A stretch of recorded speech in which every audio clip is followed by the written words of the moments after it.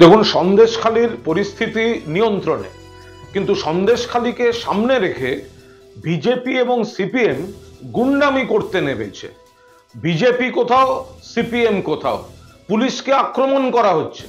Police সন্দেশখালীর সেই প্ররোচনা দেওয়া সাজানো গন্ডগোলের সামনেও সংযত ছিল এবং এখনো আজও পুলিশের উপর পাথর ছোড়া হয়েছে, পুলিশের উপর ইট বৃষ্টি হয়েছে, বিভিন্নভাবে ধাক্কা দিয়ে ব্যারিকেড ভাঙার চেষ্টা হয়েছে এবং তারপরেও পুলিশ প্রশাসন সংযত ছিল।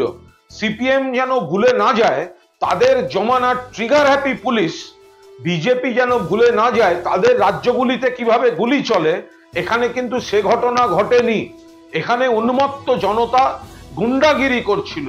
স্মৃতি ইরানি গতকাল ধর্মের নামে সুরসুরি দিচ্ছিলেন, আজকে বিজেপি সুকান্ত মজুমদারের নেতৃত্বে ব্যারিকেড ভেঙে গুন্ডামি করে পুলিশকে আক্রমণ করে, অন্যদিকে সিপিএম পুলিশকে আক্রমণ করে তারা এই গন্ডগোল করলো। এরা রাজনৈতিক ফায়দা তোলার চেষ্টা করছে। আমরা এর তীব্র নিন্দা করছি। পরিস্থিতি নিয়ন্ত্রণে, সন্দেশখালীর পরিস্থিতি এরা নতুন করে প্ররোচনা দেওয়ার চেষ্টা করছে। আমরা মানুষকে অনুরোধ করছি তাদের প্ররোচনায় কেউ পা দেবেন না। গোটা রাজ্য শান্ত সুন্দর রয়েছে।